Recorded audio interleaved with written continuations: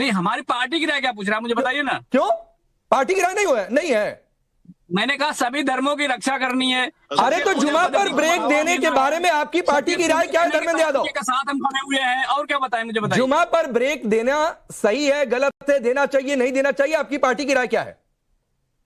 किसी भी धर्म के मानने वाले लोगों पर कोई भी अंकुश जुमा पर ब्रेक होना चाहिए कि नहीं होना चाहिए? अरे भाई, किसी भी धर्म पर नहीं होना चाहिए। जुमा पर ब्रेक होना चाहिए कि नहीं होना चाहिए विधानसभा में? सारे धर्मों के मानने वाले लोग। अरे जुमा पर ब्रेक होना चाहिए कि नहीं विधानसभा में? चाहिए नहीं, कल को कोई दूसरे धर्म की बात करेगा। अरे जुमा पर ब्रेक होना चाहिए कि नहीं होना चाहिए विधानसभा में? विधानसभा अध्यक्ष और विधानसभा के जो नेता वो लोग तय करेंगे ना। अरे तो तय हो गया, अब बताइए वो सही है कि गलत है? अरे भाई ये बताइए, अगर उन्होंने कोई बिल पास किया है तो वहां की विधानसभा ने पास किया है, वो गलत है। अब मैं क्यों करीब घड़ी में 7 मिनट में धर्मेंद्र यादव आपके पास रहा, और राकेश त्रिपाठी आप लोगों ने क्या किया भाई? महाकुंभ में 62 करोड़ डुबकी, ये उसके दबाव का असर है कि धर्मेंद्र यादव बता नहीं पा रहे हैं कि जुमा पर ब्रेक जो खत्म हुआ है असम की विधानसभा में वो सही है कि नहीं सही है, या फिर ये विधानसभा चुनावों के हार के दबाव का असर है, या फिर दिल्ली महाराष्ट्र हरियाणा ये जो हैट्रिक लग गई उसकी असर है? क्या है राकेश त्रिपाठी, क्या किया भाई आप लोगों ने? हिंदू एकता के नारे लगा के इनको डिरेल कर रहे हैं आप लोग। देखिए 55 करोड़ से ज्यादा लोगों ने जब कुंभ में स्नान कर लिया ना, तो उसके बाद से ही समाजवादी पार्टी और ऐसे तमाम विपक्षी दल जो हिंदुओं के भीतर जाति जाति खोजने का काम करते थे वो बदहवास हो गए, बौखला गए हैं। समझ में नहीं आ रहा है कि किस सवाल का कैसे जवाब दें।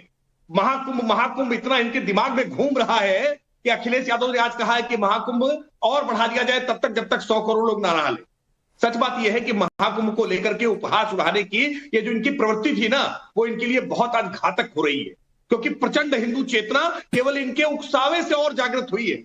हमने एक है तो सेफ है का नारा दिया, हमने कहा कि बटोगे तो कटोगे, लेकिन सच बात यह है कि इनकी बदहवासी ने और हिंदुओं को एकजुट करने का काम किया है। निश्चित तौर पर धर्मेंद्र यादव इसके लिए बधाई के पात्र है। ये जितना बदहवास होकर के लगातार सनातन पर विरोधी टिप्पणियां करेंगे उतना ज्यादा हिंदू एकजुट होता जाएगा। देखिए लंच ब्रेक किया जाए, इस पर ब्रेक दिया जाए, तो फिर मंगलवार को हनुमान चालीसा के पाठ के ब्रेक की भी बात की जाएगी, फिर शनिवार को सुंदरकांड का पाठ करने के लिए भी ब्रेक की बात की जाएगी, फिर शुक्रवार को भी मां शक्ति की पूजा के लिए ब्रेक की बात की जाएगी। ये ब्रेक तो कहीं रुकेगा नहीं ना। सच बात यह है कि धर्मनिरपेक्ष जिसका झंडा आप उठाते हैं, इस धर्मनिरपेक्षता के नाम पर अगर कोई फैसला ले लिया जाए, सेकुलरिज्म के नाम पर फैसला ले लिया जाए, तो इनको रास नहीं आता है। ये चाहते हैं कि कम्युनल होना चाहिए, लेकिन ये कम्युनल केवल इस्लामिक सापेक्ष होना चाहिए, हिंदुओं के सापेक्ष नहीं। हिंदुओं के सापेक्ष कोई निर्णय ले लिया जाएगा तो वो कम्युनल कहलाएगा, और इस्लामिक सापेक्ष लिया जाएगा तो उसको सेकुलर कहलाएगा। ये सेकुलर और कम्युनल की इनकी जो एक पक्षपाती परिभाषा है ना, देश उसको स्वीकार करने को तैयार नहीं है। देश में नए निर्णय हो चुके हैं और इस नए निर्णय को आपको स्वीकार करना होगा। ठीक है धर्मेंद्र भाई, आप बोलिएगा, एक एक बार जरा सबके पास हो, देश भर में एक बार जरा सबके पास हो लूं। अब विवेक बंसल जी, आप बताइए, देश की सबसे पुरानी पार्टी है, आपकी राय क्या है सर जुमा ब्रेक पर? एंटी मुस्लिम है? राय ये है, मैं इस पर सिर्फ इतना कहना चाहूंगा, जो भी निर्णय लिया वो वहां की विधानसभा ने वहां की उत्पादकता, वहां के समय को मद्देनजर रखते हुए किया है। परंतु इसके साथ साथ कहीं ना कहीं एक ये ऐसा महसूस ना हो कि किसी एक मजहब को चिन्हित किया जा रहा है, किसी एक धर्म को चिन्हित किया जा रहा है। There has to be a uniformity, कोई कि हम इनके लिए अलग कानून, उनके लिए अलग कानून। सिर्फ मैं इतना ही कहना चाहूंगा। आपको महसूस हो रहा है क्या विवेक जी? देखिए बहुत सी चीजें हैं, मैं राकेश जी इस समय सार्वजनिक तौर पर नहीं कही जा सकती, पर मेरा इतने ही शब्दों में, चंद शब्दों में मैंने अपनी भावना। नहीं सर, तो इस सवाल का जवाब बताइए ना, ये तो राय बतानी पड़ेगी कि भाई ये एंटी मुस्लिम आपको प्रतीत हो रहा है क्या? कांग्रेस पार्टी को ये लग रहा है क्या? या तो नहीं लग रहा है, या तो लग रहा है, या तो फैसला सही है या तो गलत है। नहीं राकेश जी, कभी कभी चीजें गलत या सही के बीच में भी मध्यम देयर आर ग्रे एरिया। क्यों सीए आ जाए आप लोगों को गलत लग जाएगा, वो भी पास। मैंने किसानों पर कानून बने, वो भी पास, गलत लग जाएगा। ठीक है, ये एक फैसला हुआ विधानसभा में, पास भी हुआ, इसको आप सही गलत क्यों नहीं बता पा रहे हैं? ऐसी क्या मजबूरी है विवेक जी?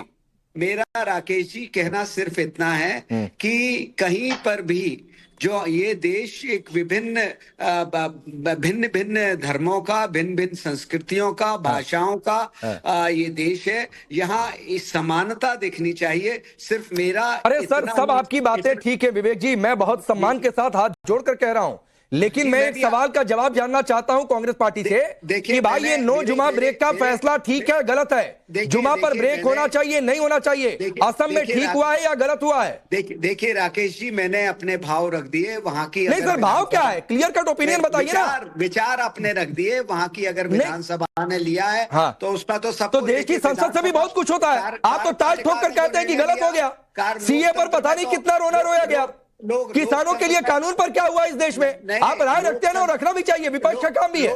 लोकतंत्र में कार्यपालिका ने कोई अगर फैसला लिया है तो उसको हम उस पे असहमत हो सहमत हो, उससे कोई मतलब क्यों नहीं मतलब है? ट्रिपल तलाक पर आप लोगों ने विरोध दर्ज नहीं कराया, कानून बना तो। इतना सीए पर आप लोगों ने विरोध दर्ज नहीं कराया, कानून बना तो। इतना मेरा आग्रह कि यूसीसी पर आप लोग विरोध दर्ज नहीं करा रहे हैं।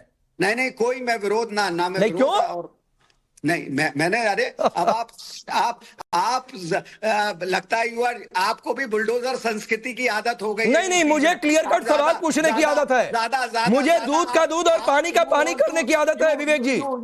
और ये दिख रहा है कि आप लोग दबाव में हैं। समाजवादी पार्टी दबाव में है, कांग्रेस पार्टी दबाव में दिख रही है, जो बता नहीं पा रही है।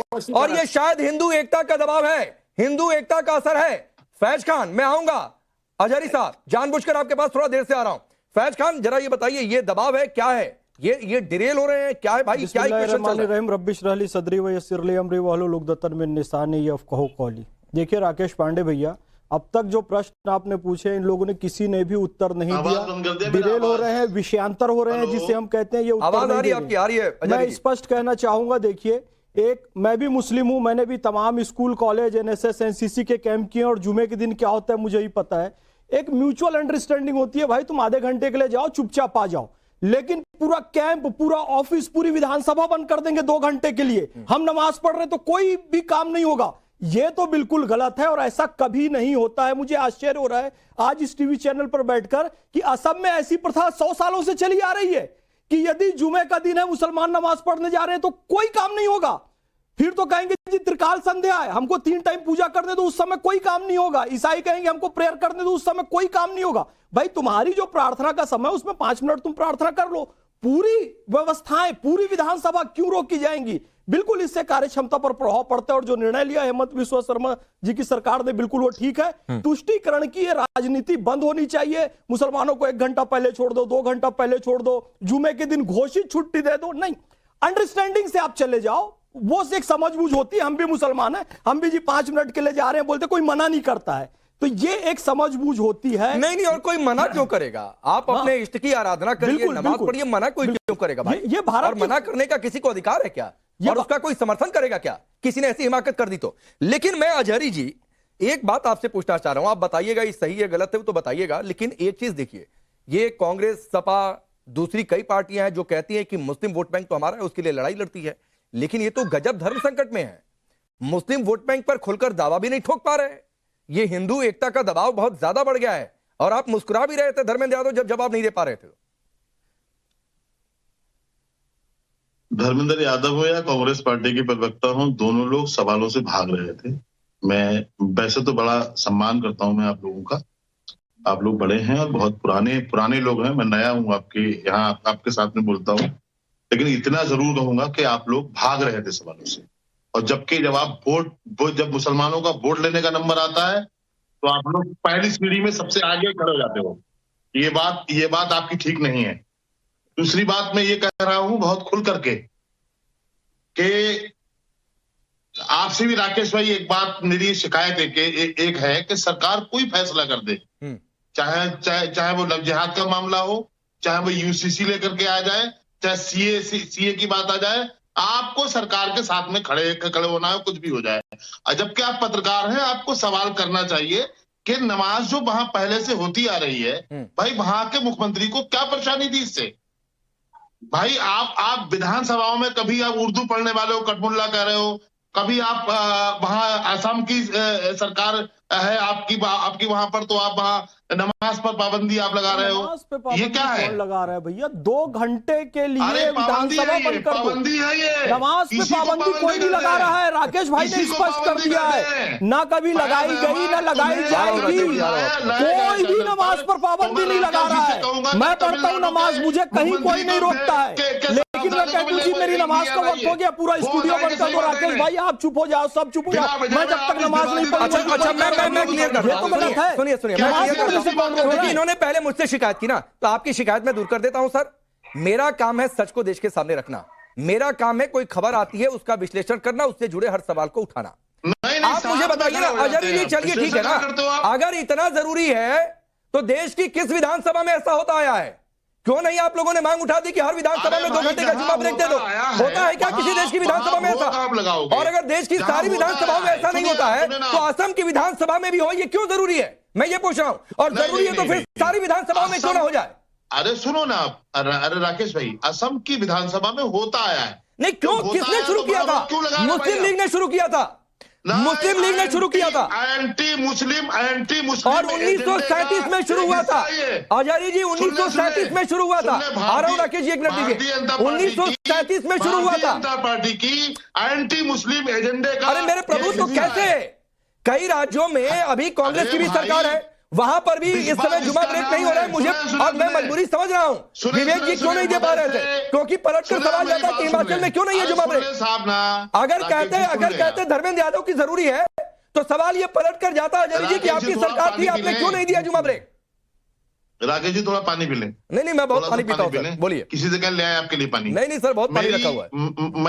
मैं ये कह रहा हूं बड़ी जिंदा दिली के साथ और बड़े ही खुले लफ्जों में कि भारतीय जनता पार्टी का एजेंडा सिर्फ यही है, नमाज, मस्जिद, रोजे, ज़कात, हज। अरे तो खुश हो जाओ ना भैया, आप यही तो चाह रहे हो। भारतीय जनता पार्टी नमाज, रोजा, हज, ज़कात करिए, खुश हो जाओ। महफूज देखना चाहती ही नहीं है साहब। अरे कैसे भाई? चलिए राकेश, घुमा फिरा करके मुसलमान मुसलमान मुसलमान और कुछ नहीं है। अरे 2 करोड़ नौकरियां मांग रहे हैं लोग। अच्छा राकेश त्रिपाठी जी, आपकी पार्टी से लोग 2 करोड़ नौकरियां मांग रहे हैं और आप मेरी नजर में भारतीय जनता पार्टी के प्रवक्ताओं में आप बहुत काबिल प्रवक्ता हैं। मैं ऐलानिया कर रहा हूं। चलिए एक सर्टिफिकेट तो मिला राकेश त्रिपाठी को, एक सर्टिफिकेट तो मिला। चलिए अच्छा, चलिए जवाब दे लीजिए।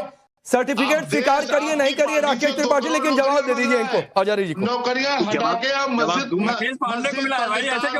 इस्लाम के पीछे जवाब दूं उससे पहले एक बात तो नहीं आप अब देखिए, हाफिज नूर अहमद अजहरी साहब ने मेरी तारीफ की है तो इनकी तारीफ तो करनी बनती है कि एक बात तो इन्होंने ठीक पकड़ी कि ऐसे मसले पर समाजवादी पार्टी और कांग्रेस पार्टी कैसा ढुलमुल रवैया अपनाती है। 2 कदम आगे और 4 कदम पीछे की नीति चलती है, क्योंकि उनके अंदर स्पष्टता नहीं है। आज खुलकर के तुष्टीकरण भी नहीं कर पा रहे हैं और खुलकर के आज सनातन को गाली भी नहीं दे पा रहे हैं। बड़ी मुश्किल में है। भाई गति साहब छछूंदर केरी तय नहीं कर पा रहे कि उगला जाए कि निगला जाए, ये मुश्किल हुई है सपा के लिए, कांग्रेस के लिए। लेकिन आपने सबको चक्कर में डाला है ना देश को।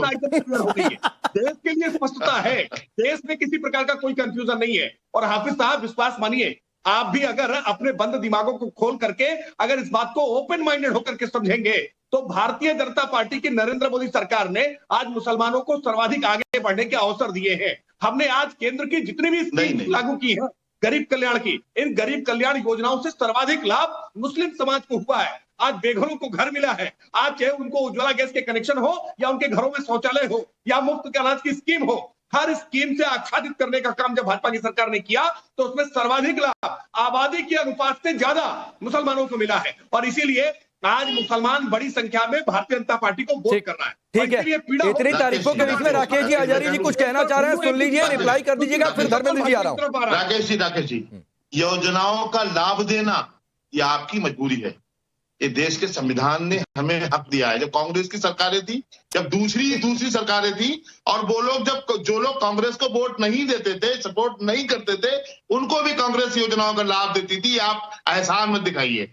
आप यहाँ पर आइए, आपको उदाहरण बता रहा हूँ। समाजवादी पार्टी ने अपने मजालिम देश में अपने देश में कैसे कन्या विद्याधर मुसलमानों के लिए विशेष प्रावधान किए थे।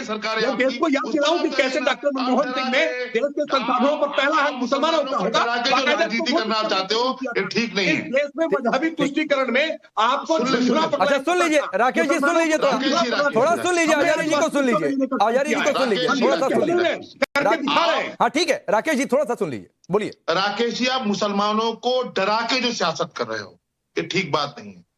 आप बहुत कोशिश कर चुके हो 2014 से नहीं, उससे पहले से आप डरा रहे हो मुसलमानों को, लेकिन आपको मालूम है मुसलमान डरा नहीं है और मुसलमान डरेगा भी मुसलमान नहीं। की शक्ल देखो, नेशनल टीवी चैनल पर बैठकर बोल रहे हैं, मुसलमान डरा हुआ। तुम जैसे चापलूसों से बात नहीं करना नूर अहमद। यार डरे हुए मुसलमान की शक्ल देखो, अजहरी साहब की डर के बैठे नेशनल न्यूज चैनल में बोल रहे हो। कुछ तो शर्म करो, मुसलमान डरा हुआ कह रहे हो, अपनी बात कहने का खुल के अधिकार मिल रहा है आपको नेशनल टीवी पे बैठ कर। कहते हो मुसलमान डरा हुआ है, जिस देश में खा रहे हो, जिस थाली में खा रहे हो उसका सम्मान करो। अच्छा रुकिए, बारे में बुरा ना कहो।